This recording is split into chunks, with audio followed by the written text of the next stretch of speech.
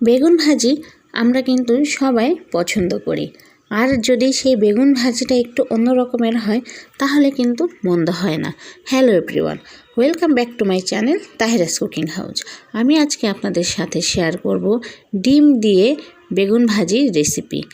আর এই রেসিপিটা কিন্তু অনেক বেশি মজা হয়। অনায়াসেই এক প্লেট ভাত কিন্তু খেয়ে ফেলা যায়। আশা করি আমার আজকের রেসিপি আপনাদের কাছে ভালো লাগবে। আর এরকম নতুন নতুন ভিডিও পেতে আমার চ্যানেলটি সাবস্ক্রাইব করে পাশে থাকা বেল আইকনটি ক্লিক করে রাখবেন। তাহলে আপনাদের কাছে আমার সকল ধরনের ভিডিও নোটিফিকেশন সবার আগে পৌঁছে যাবে। তো চলুন চলে যাওয়া যাক আমার আজকের পুরো রেসিপিতে। আমি প্রথমে বেগুনগুলোকে গোল গোল করে চাকা চাকা করে কেটে নিয়েছি। আর এই দেখেন মাঝখান থেকে আমি কিন্তু এরকম মাঝখানের অংশটা বের করে নিয়েছি কেটে।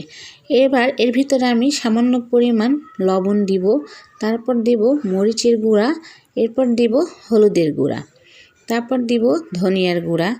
এবার এই সকল মশলা কিন্তু আমি বেগুনের সাথে খুব ভালোভাবে মাখিয়ে নিব। তো দেখেন আমি খুব ভালোভাবে মাখিয়ে নিয়েছি, এবার উঠিয়ে নিব। এরপরে আমি যে বেগুনের মাঝখানের অংশটা কেটে রেখেছিলাম তার ভিতরে কিছু মশলা দিয়ে দিব।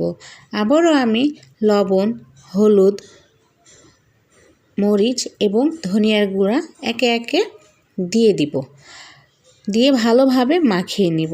আপনারা কিন্তু চাইলে এই বেগুনগুলোকে কুচি করেও নিতে পারেন। তো আমি আজকে কুচি করে নিলাম না, এভাবে গোল গোলই রেখে দিয়েছি। তো দেখেন খুব ভালোভাবেই কিন্তু আমি বেগুনের সাথে মশলা মাখিয়ে নিয়েছি। এবার বেগুনগুলা ভাজার পালা। তো ভাজার আগে আমি একটি ডিম গুলিয়ে নিব।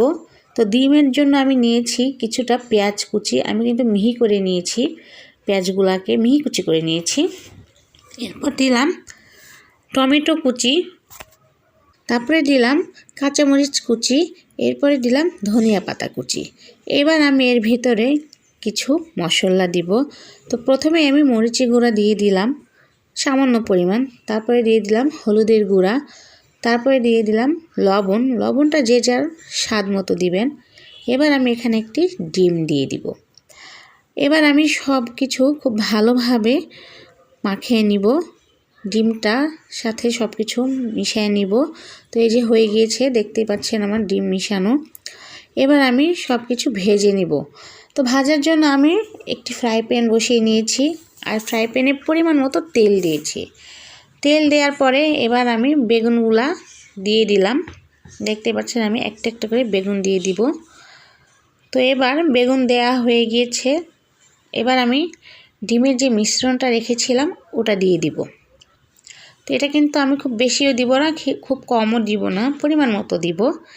দিয়ে এবার যে মাঝখানে যে বেগুনের যে গোল অংশটা রেখেছিলাম ওটা একে একে উপর দিয়ে দিব বেগুনগুলা। তো এবার একটু আমি ঢাকনাটা দিয়ে ঢেকে দিব, তাহলে হবে কি ভিতরের যে ডিম বা পেঁয়াজ টমেটো আছে সেগুলা ভালোভাবে সিদ্ধ হয়ে যাবে। এবার আমি উল্টিয়ে দিব বেগুনগুলা। তো দেখতেই পাচ্ছেন এক পাশ কিন্তু খুব ভালোভাবে একটা কালার এসেছে আর ভাজা হয়েছে, দেখতে খুব সুন্দর লাগতেছে। আমি আবারও কিন্তু ঢাকনা দিয়ে ঢেকে দিব ওই পাশটা হওয়ার জন্য। তো এই যে দেখেন আমার কিন্তু দুই পাশই খুব ভালোভাবে ভাজা হয়ে গিয়েছে, দেখতে কিন্তু খুব সুন্দর লাগতেছে। তো এভাবে আমি বাকি ডিম আর বেগুনগুলা ভেজে নিব। তো এবার আমি বাটিতে তুলে নিব, তুলে আপনাদেরকে পরিবেশন করে দেখাবো ঠিক কতটা সুন্দর হয়েছে আমার এই রেসিপিটা।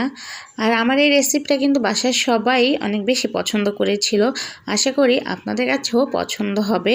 তো আমার এরকম ভিডিওগুলো যদি পছন্দ হয়ে থাকে অবশ্যই লাইক, কমেন্ট ও শেয়ার করবেন। আর হ্যাঁ, আমার এই রেসিপিটা কিন্তু আপনারা বাসায় তৈরি করে সবাইকে খাওয়াবেন, আশা করি সবাই অনেক ভালো পছন্দ করবে আর খুব মজা করে খেয়ে নেবে। তো আমি আজকে এখানেই বিদায় নিব। সবাই ভালো থাকবেন, সুস্থ থাকবেন।